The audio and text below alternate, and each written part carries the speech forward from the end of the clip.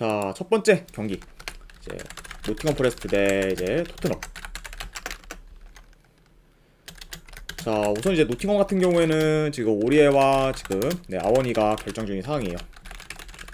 그러니까 어느 정도 좀 공격에서 굉장히 좀 두각을 나타내는 이 두 선수가 좀 결장이다 보니까 오늘 좀 공격에서 좀 힘이 떨어질 수 있는 그런 노팅엄이라 볼 수가 있고, 그리고 이제 토트넘 같은 경우에는 현재 지금 메디스, 판더벤, 그리고 이제 솔로몬 등 여전히 지금 기존 전력들의 결장이 많은 편입니다. 쪼원 목자님 반갑습니다. 네. 아무튼 이렇게 이제 양 팀의 결장자 누수에 대해서 간략하게나마 이제 말씀드렸고, 우선 이제 노팅엄 포레스트 같은 경우에는 최근 홈 원정 가릴 거 없이 이제 좀 긴 연패를 거두다가 이제 직전 경기 울버햄튼 상대로 무승부를 거두면서 현재 연패는 끄는 상황이에요. 네. 자, 다만 지금 여전히 경기력은 좋지 못한 그런 노팅엄 포레스트라 볼 수가 있고, 그리고 이제 토트넘 같은 경우에는 역시 이제 좀 최근 승이 없으면서 굉장히 좀 부진하고 있었지만 직전 경기 이제 뉴캐슬 상대로 홈에서 4대1 대승을 거두며 이제 그 경기에서 굉장히 좀 압도적인 경기력을 보였어요. 그러다 보니까 전체적으로 지금 뭐 노팅엄 같은 경우에는 아직까지 침체된 상황, 그리고 토트넘 같은 경우에는 분위기를 확실히 지금 전환한 상황이라고 볼 수가 있죠. 양 팀의 이런 약간 흐름적인 부분도 좀 다소 상반되어 있다고 라인 보시면 1042님 될 것 같습니다. 별풍선 50개 감사합니다. 아이고 1042님도 별풍선 50개 후원 감사드립니다. 네. 일단 바로 조합분이랑 추천표 보내드리도록 할게요.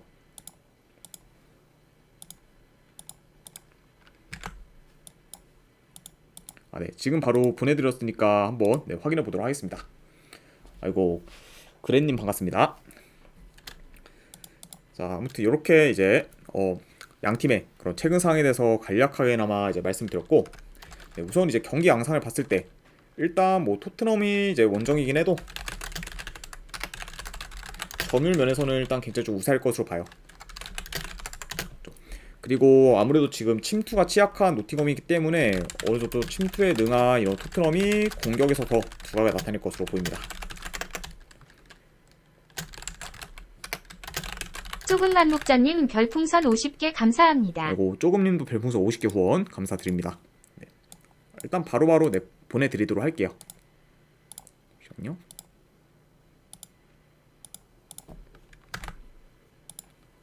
네, 지금 바로 보내드렸으니까 확인해 보시면 될 것 같습니다. 아이고 50개 후원 감사드립니다, 쪼금님. 자, 아무튼 어느 정도 이제 토트넘이 점유율도 많이 우세하면서 공격에서 더 두각을 나타낼 것으로 보이고, 그리고 노팅엄 역시 현재 뭐 오리에와 아워니가 빠졌다고는 하지만 그렇다고 뭐 기동성이 나쁜 건 아니기 때문에 어느 정도 좀 빠른 역습을 통해 종종 득점 기회를 좀 만들 것으로 봅니다. 자, 그래도 뭐 전반적으로는 토트넘이 좀 많이 우세한 경기라고 이제 볼 수가 있고, 그러다 보니까 현재 지금 뭐 계속해서 침체된 경기력을 보이는 이런 노팅엄보다는 이제 아까도 말씀드렸다시피 지금 반등에 성공한 토트넘이 좀 더 좋은 이런 흐름을 이어갈 가능성이 더 있지 않을까 한번 예상을 해봐요.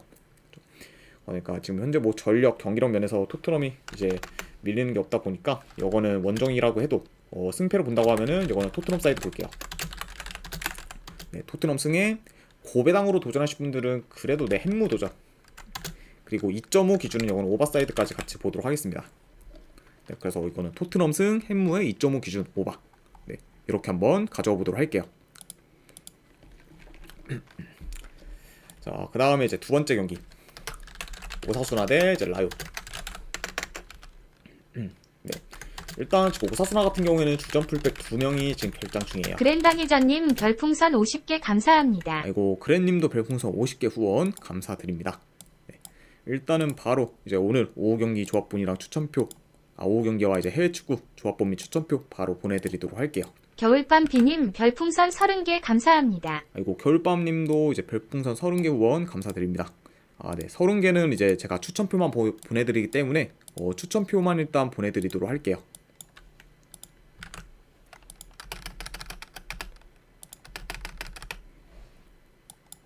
아이고 50개 후원, 30개 후원 감사드립니다. 자, 계속해서 이제 이어가 보면은 이제 라요 같은 경우에는 지금 큰 결장자는 없어요. 이렇게 좀 양팀의 결장자들에 대해서 간략하게나마 말씀드렸습니다. 자, 우선 이제 양팀 다 지금 최근 리그에서 승이 없을 정도로 흐름이 좋지 못하고, 그리고 두 팀 다 지금 공격에서 침체된 모습을 보여주고 있어요. 네. 그러니까 뭐 양 팀 다 지금 공격 전개가 크게 지금 뭐 안 좋은 건 아니지만 결정력에서 아쉬운 모습을 보이면서 지금 득점력이 낮은 상태라고 볼 수 있어요. 자, 그러다 보니까 이제 이 경기가 지금 최근 양 팀의 그런 공격 흐름을 봤을 때 이번 경기도 좀 다소 답답한 흐름으로 이어질 가능성이 있고, 그리고 특히 이제 오사수나 같은 경우에는 주전 풀백들의 결장이 좀 많다 보니까 이전보다 지금 측면에서의 전개가 좀 좋지 못한 경우가 많아요. 네, 그죠? 그러니까 약간 좀 이제 풀백들의 오버래핑을 통한 이런 공격 전개나 이런 게 이전보다는 많이 떨어지기 때문에 측면에서의 그런 공격 역시 이전보다는 다소 좀 안 좋은 상황이다라고 이제 볼 수가 있죠. 자, 그래도 현재 지금 뭐 전체적인 이런 밸런스나 경기력은 라요가 지금 근소 우위다 보니까 아무리 뭐 지금 둘 다 뭐 최근에 뭐 승이 없다고 하면은 그래도 이거는 뭐 정배인 오사수나보다는 라요 사이드를 보는 게 좀 더 괜찮지 않을까 생각을 해봐요. 네. 전체적인 뭐 경기력이나 뭐 밸런스적으로도 라요가 크게 밀리는 게 없기 때문에 저는 요거는 뭐 승패를 본다고 하면은 라요 사이드 보도록 할게요. 라요 프랜승의 2.5 기준은 요건 언더사이드 보는 경기. 네. 이렇게까지 한번 같이 보도록 하겠습니다. 네, 그래서 요거는 이제 라요 프랜승 그리고 2.5 기준 언더. 네, 이렇게 한번 가져가 보도록 할게요. 자, 그 다음에 이제 메넨글라드바흐 대 이제 베르더 브레멘. 자, 우선 메넨 같은 경우에는 최근 라인업과 비교했을 때 큰 결장자는 없는 상황입니다. 그리고 이제 브레멘 같은 경우에는 지금 주전 수비수 한 명이 결장 중이에요. 이렇게 양 팀의 결장자 누수에 대해서 간략하게나마 이제 말씀드렸고, 우선 이제 메넨글라드바흐 같은 경우에는 직전 경기 이제 우니온 베를린 상대로 원정에서 3대1 패배를 당하며 이제 9월부터 승이 없던 우니온 베를린에게 오랜만에 이제 승리를 안겨줬습니다. 그러니까 솔직히 메넨글라드바흐 입장에서는 굉장히 좀 안 좋은 경기를 펼쳤다 이렇게 지금 볼 수는 있지만 그만큼 지금 원정에서 경기력이 안 좋은 메넨이긴 해요. 네. 다만 이제 메넨 같은 경우에는 이제 원정과 달리 홈에서는 여전히 지금 강세를 보이고 있기 때문에 아직까지 이제 홈에서는 그런 좋은 경기력을 기대해 볼 만하지 않을까 저는 생각을 해봅니다. 그러니까 이제 뭐 직전 약간 원정 경기력에 비해서는 좀 더 좋은 모습을 보일 가능성이 있는 그런 메넨글라드바흐라고 볼 수가 있고, 그리고 이제 원정팀 브레멘 같은 경우에는 계속해서 연패를 하다가 이제 직전 경기 아우쿠스부르크 상대로 이제 홈에서 2대0 승리를 거두면서 이제 분위기 전환을 했습니다. 아무튼 이렇게 좀 양 팀의 최근 상황에 대해서 간략하게나마 이제 말씀드렸네요. 자, 네, 일단 이것도 뭐 경기 양상을 봤을 때, 아무래도 지금 메넨이 지금 홈이다 보니 아무래도 침투나 이런 좀 컵백 같은 공격 패턴들을 통해서 어느 정도 브레멘에 비해서는 공격에서 더 두각을 나타낼 것으로 봐요.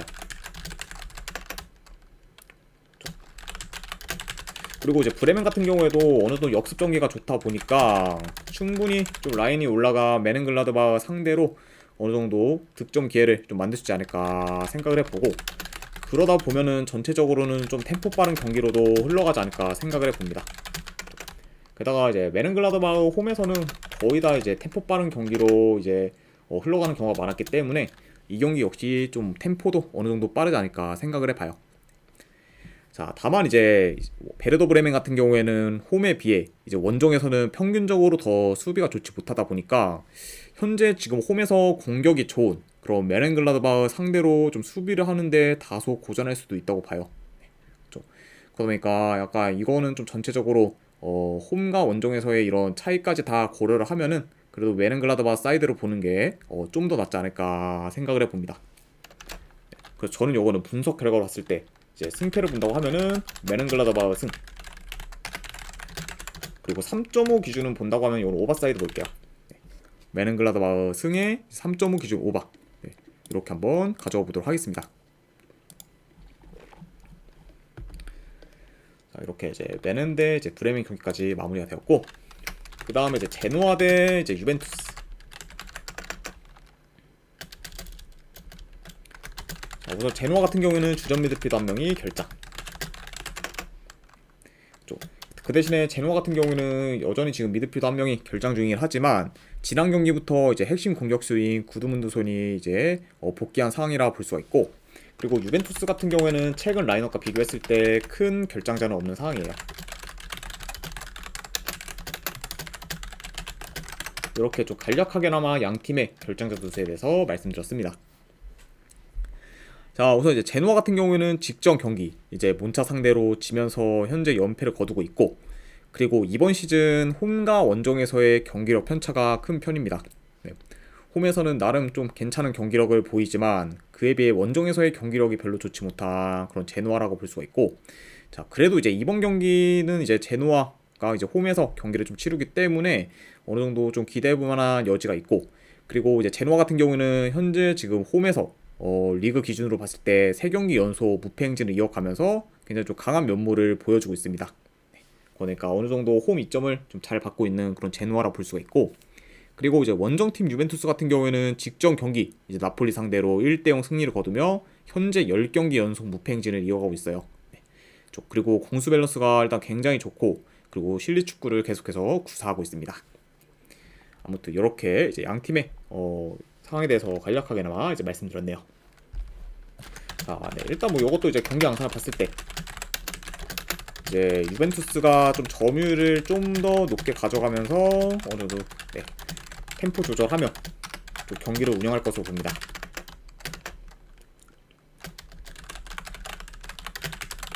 그쵸. 그리고 이제 워낙 지금 유벤투스 수비가 좋다 보니, 그쵸, 이제 유벤투스가 거의 좀 앞서고 있을 때는 좀 잠그는 플레이를 많이 하죠. 그쵸. 그러니까 이번 경기 역시 이런 약간 상황이 온다고 하면은 이런 식으로 좀 안정적인 플레이를 좀 지향할 것으로 봅니다. 그쵸. 그러니까 이기고 있을 때는 아무래도 이제 유벤투스가 이기고 있을 때는 공격보다는 수비에 더 집중하는 그런 편이라고 볼 수가 있죠. 그래서 이런 약간 유벤투스의 실리 축구 때문에 좀 최근에 이기는 경기들을 봤을 때 전부 다 1점 차 승리를 거두고 있어요.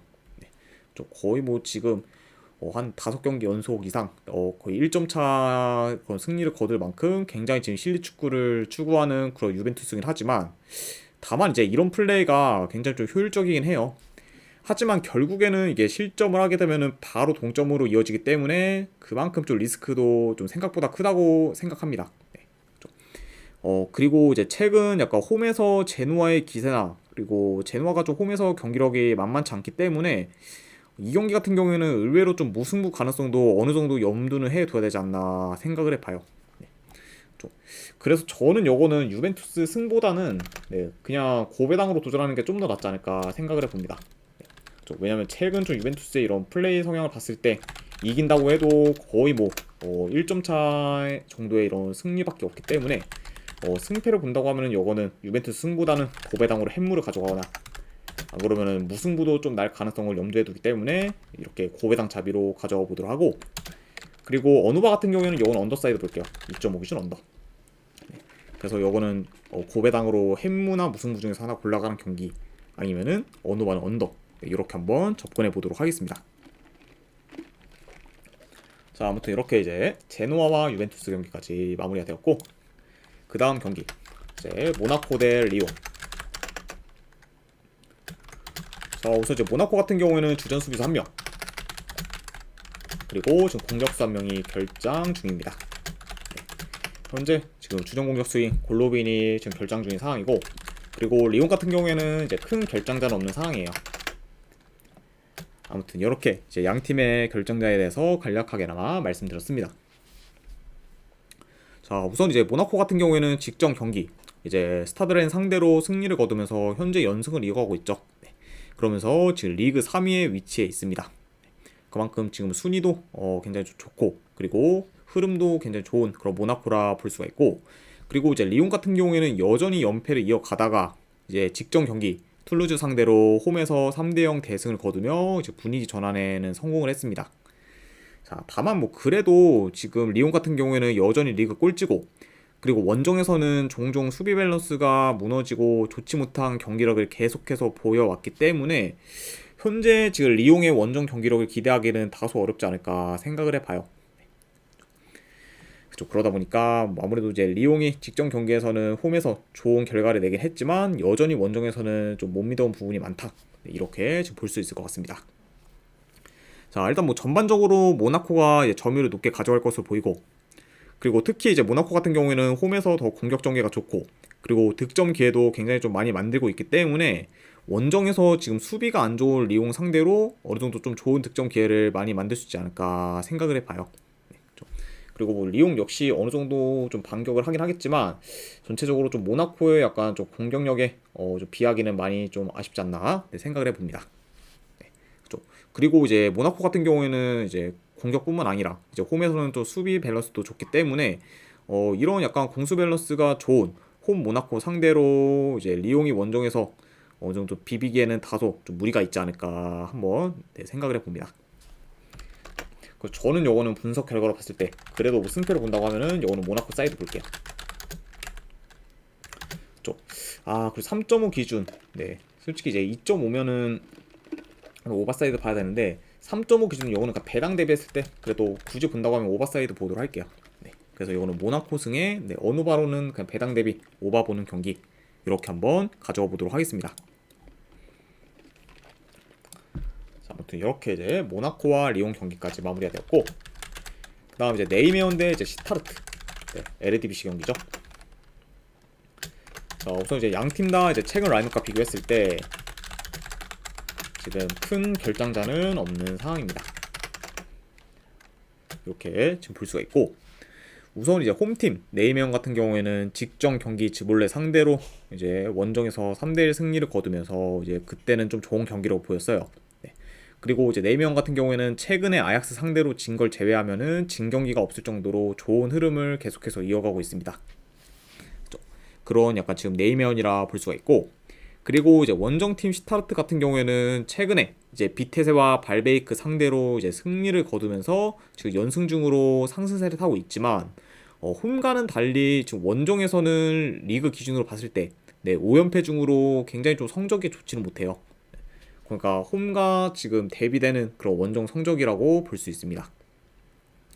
물론 뭐 이제 시타르트가 이제 호벤, 알크마르 등 강팀들을 좀 연달아 만난 것도 있긴 하지만 그걸 감안해도 지금 원정 경기력이 좋지 못한 그런 상태라고 볼 수 있어요. 자, 아무튼 이렇게 지금 양 팀의 그런 상황에 대해서 간략하게나마 말씀드렸고, 우선 이제 전반적으로 네이메온도 수비가 좋은 편이 아니에요. 네. 그리고 이제 시타르트 역시 거의 매 경기 지금 원정에서 멀티 실점 이상을 기록할 정도로 수비가 좋지 못하기 때문에 양 팀 다 어느 정도 좀 수비에서 고전할 가능성이 있어 보입니다.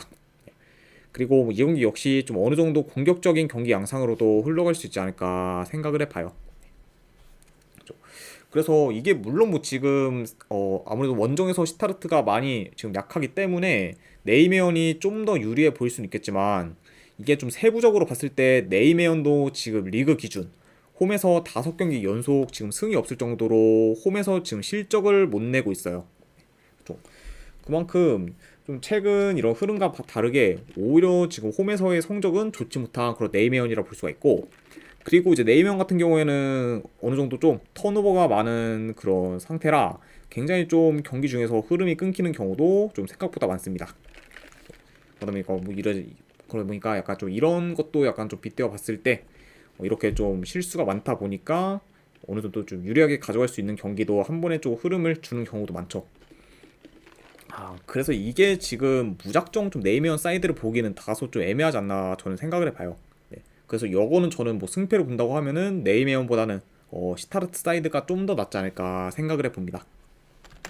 그래서 저는 요거는 분석 결과로 봤을 때 이제 승패를 본다고 하면은 그 시타르트 프랜슨, 그리고 요거는 뭐 고배당으로 도전하실 분들은 한번 무승부 도전. 그렇죠? 아무래도 이제 시타르트의 원정승이 지금 계속해서 좀 없기 때문에 이런 시타르트를 솔직히 역배까지 보기보다는 그냥 한번 고배당으로 무승부 도전이 좀 더 낫지 않을까 생각을 해서 무승부까지 같이 보도록 하고, 그리고 2.5 기준은 요거는 오버사이드까지 같이 보도록 할게요. 네. 그래서 시타르트 프랜승, 그리고 고배당으로 무승부, 그리고 2.5 기준 오버, 네.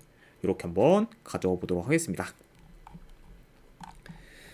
자, 네. 아무튼 이렇게까지 해서 이제 오늘 해외 축구 6경기에 대한 분석이 전부 다 마무리가 되었습니다. 네.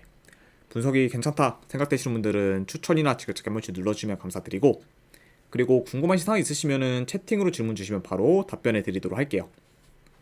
네. 아무튼 오늘도 이제 끝까지 분석 방송 봐주신 분들 대단히 감사드립니다. 네. 감사합니다.